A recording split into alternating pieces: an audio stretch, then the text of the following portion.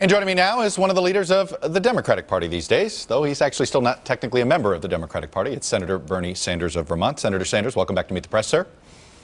Good to be with you. Let me start on the travel ban and immigration in general. And let me ask the question to you this way. Do you think the current procedures that we have to vet refugees, to vet folks that are coming into this country, do you think it needs to be improved? Do you think it is a safety risk right now? Well, I think that the vetting mechanisms we have now are very, very strong. If anybody has an idea as to how we can make them stronger, let's go forward. I don't think there's any debate, whether you're progressive, conservative, or anybody else, that we want to keep the United States safe, and we want to be 100% clear that anybody who comes into this country should not be coming into this country to do us harm. But what you just heard Mr. Miller say is a shell game.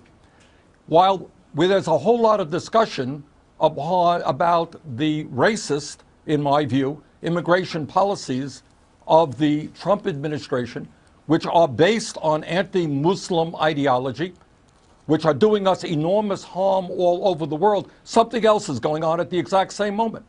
And that President Trump is backtracking on every economic promise that he made to the American people when he told workers and senior citizens he was not going to cut Social Security, Medicare, and Medicaid. So what's going on right now, we're talking a whole lot about immigration. He is appointing Wall Street bankers, the same people he told us he would oppose, to very high positions. Gary Cohn has gotten the $250 million severance package from Goldman Sachs. He's now the main financial advisor. So we're talking a whole lot about dividing the American people up. We're supposed to hate Muslims. We're supposed to hate Latinos. We're supposed to hate blacks. So you think all of this is a shiny metal object? You think all of this is a shiny metal object right now to distract the public, divide the public? You got it. You got it. Meanwhile, he was going to clean the swamp. Remember that? Well, guess who's running the swamp right now? The same exact Wall Street guys from Goldman Sachs who were there in the past. So we're all talking about, who do we hate tomorrow? Is it the Muslims? Okay. Is it Latinos? Who are we supposed to hate? And let's remember that when Mr. Trump some years ago helped lead the birther effort to undermine the legitimacy of the first African-American president in our history, it was trying to divide us up. And what I say to the American people, stay focused. Stay focused. Do you want billionaires and Wall Street executives to be running this economy, or do we want economic policies that work for working families and the middle class? Where is the discussion about raising the minimum wage to a living wage, pay equity for women? Let me ask you this, Senator. We've seen a lot of anti-Trump activism over the last 3 weeks. Once again, every Saturday of his presidency so far, we've seen some protests. There's a lot of energy in the progressive movement. But there's a lot of debate about what Democrats should do about it. First of all, do you believe this is a Tea Party for the left? And if so, what lessons did you learn in '09 that you think can be learned by the Democrats now? No, it's not a Tea Party, because the Tea Party was essentially funded by the billionaire Koch brothers family.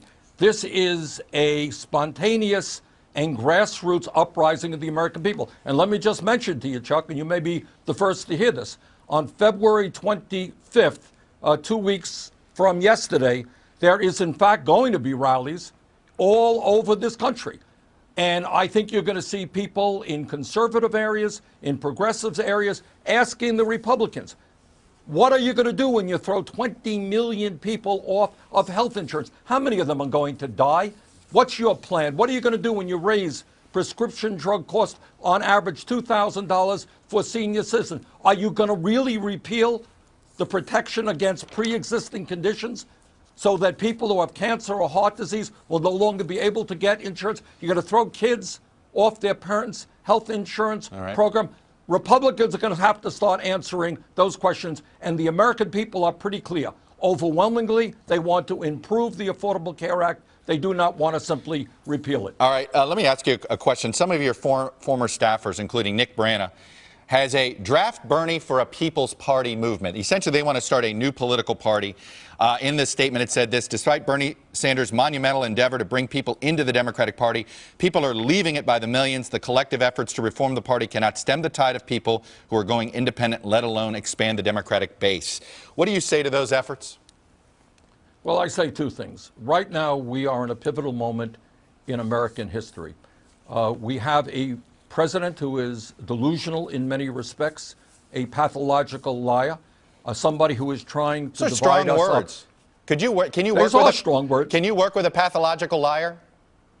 Well, it makes life very difficult, not just for me. And I don't mean, I know it is very harsh, but I think that's the truth. When somebody goes before you and the American people say 3 to 5 million people voted illegally in the last election, nobody believes that. There is not the scintilla of evidence. What would you call that remark? It's a lie. It's a delusion. But second of all, to answer your question, I think what we need to do right now is focusing on bringing the American people together around a progressive agenda. American people want to raise the minimum wage. They want to rebuild our crumbling infrastructure. They want the wealthiest people in this country to start paying their fair share of taxes. They want the United States to join the rest of the industrialized world and guarantee health care to all people as a right. So if the Democratic Party isn't that vehicle, then you would support something like that? But you still believe the Democratic Party is that vehicle? Right now, Chuck, I am working to bring fundamental reform to the Democratic Party, to open the doors of the Democratic Party to working people, to lower income people, to young people who have not felt welcome in the embrace of the Democratic Party. All right, I got to leave it there.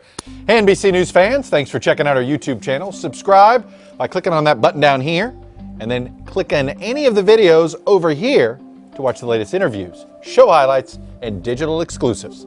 Thanks for watching.